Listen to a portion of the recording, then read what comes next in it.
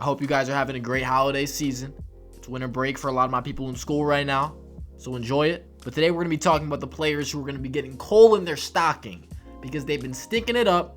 They haven't been living up to expectations. You know, big money means big pressure, means big expectations, big responsibilities for you and your team. Now, not all these guys are max contract players, but they're players with high expectations. For example, Scotty Barnes is the first guy I'm going to talk about, given the fact that Scotty won Rookie of the Year last year. And Raptors fans, this was a big reason why you expected to be a lot better than you are. A lot of teams have had injuries. Okay, Pascal Siakam misses time. We see how important he is to the team, 52-piece last night. OG Anunoby misses a little bit of time, but in general, this is not like a decimated team. This team didn't have a lot of depth to begin with. Scotty Barnes was supposed to exemplify what versatility is in the NBA. 6'8" ball handling player that can guard every single position on the floor, and on pretty much all fronts he's been disappointing. Higher usage year, they wanted to involve him more than they were last year. He's shooting more three-point shots. He actually has improved, and they give him his flowers just incrementally, but that was one of his big weaknesses, pretty much his big weakness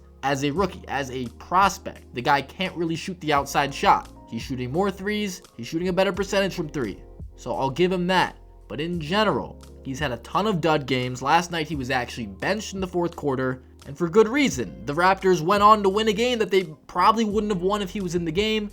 They had Malachi Flynn out there just to space the floor a little bit, get some more space for Pascal and Fred to work. And unfortunately for Scotty, he's in a team that plays a certain way. The half-court offense for this team is disgusting. I mean, the Raptors, they got to do something with their sets where it can't just be Pascal Siakam isoing, Fred isoing all the time. We need more movement. We need these guys to fit in better to the offense. But if Scotty Barnes is going to be a fairly useless scoring type player, he's unhealthy for the amount of spacing you need on the floor.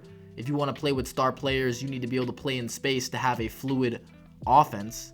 You have to use Scotty Barnes in a different way, you know, because he's out there with Siakam, who's another guy you don't really have to guard on the three-point line.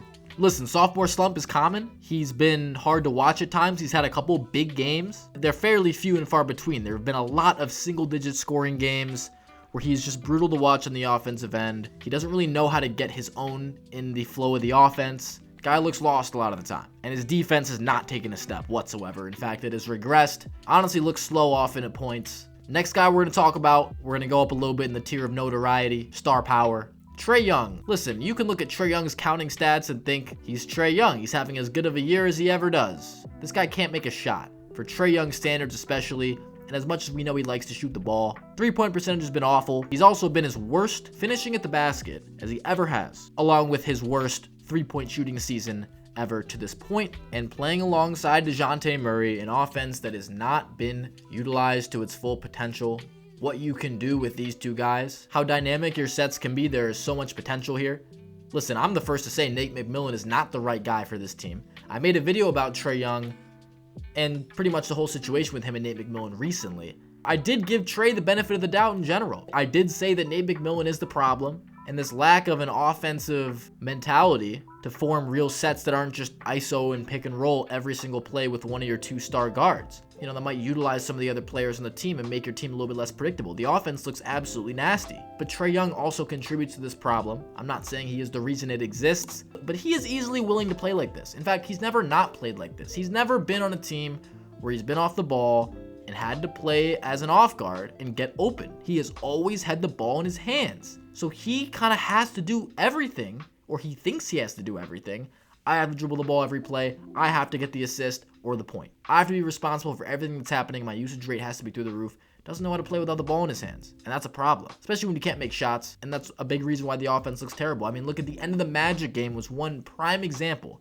And this team has been incredibly disappointing in general. He's not the only reason why. They have been ravaged by injuries. I did speak on my disappointment of Nate McMillan, but Trey, there are points down the stretch where he'll bring the ball up. You're not touching the ball. He's going to shoot it every time, and if he doesn't, he's kicking it out to a shooter who's going to shoot the ball, and if he doesn't shoot the ball, it's just going to go right back to him, right back to Murray so he can ISO. It's a disgusting, toxic offense, and I would just want to see some effort on his part to play in a different way. At least make some shots if you're going to do this. If you're just going to ball hog, make some shots. And I don't know if the chemistry is really, I don't know if his team really likes him. He doesn't look like he's fun to play with. The last guy I'm going to talk about is Zach LaVine. And I am a huge Bulls fan for anybody who's new to the channel. Zach LaVine, I had high expectations for him coming into this year.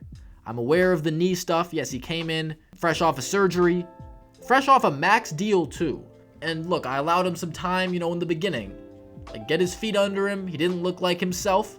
And we're recently hearing about him getting called out by teammates in the locker room. He's already had some drama with the coach. He got benched in one of the games. He wanted to shoot 1 for 14 against the Magic. Wonder why he was on the bench. Doesn't take a genius to figure it out. Zach, I had so much hope for him this year. There is no sense of urgency with him on the court to get to the basket, to get to the foul line. He's getting to the foul line at a lower rate than he has gotten to the foul line since he was in Minnesota. And that was a long damn time ago. Not only that, he's not getting to the rim. He's settling for too many jump shots. His three-point percentage is down, so he can't make the shots that he's used to making. I mean, he has been a perennial sniper in this league. He's not been that this year. He's not been an effective, efficient scorer that he usually is. He's not committing more to the defensive end. He's not doing what he needs to do in order for a team like this to win games. He is not bringing forth the all-star capabilities we know he has. He has looked slower. He has just looked less locked in, more lazy, and less giving a fuck. And I don't appreciate that, especially after getting a max deal. I know he just got the surgery, and that is why I was kind of okay with it at first. Okay, just get your legs back. Maybe he's got a couple decent games recently. He's still not getting to the rim that much. I made a video about him a little while ago. Like, we need you to be the all-star self. He's had flashes here and there, but he has been so inconsistent this year. And honestly, a big contributor to why this Bulls team has been a disappointment. That's going to do it. It's my top 3 most disappointing players. Let me know what you guys think. Who's on your list? There are a lot of candidates here. A lot of guys I went through. I think a lot of bad seasons from guys are product of circumstance. For example, like Karl Anthony Towns. Guy is playing power forward. I know he used to play power forward back in the day. He is not that same player anymore. You look at him try to guard 4s in the NBA now. It is a nightmare. I'm not blaming that on him. It was not his decision to do that. Maybe he has been disappointing in that aspect, but I think it's a little bit unfair to ask him to do that. Chris Paul is definitely down. He's old, though. And you have to expect a decline. We saw it last year in the playoffs. It's only really continued. But I'm not that disappointed in that because I didn't expect him to come back averaging 20 points a game. I did have some other names, like Fred VanVleet, but he's been playing a little bit better lately. Guy hasn't really found his shot this year. He's been a little bit disappointing. Definitely fallen out of that all-star conversation. But yeah, let me know who you guys have, most disappointing players. There have been a few of them, but yeah, that's going to do it for this video. Let me know what you guys think, and I'm out. Peace.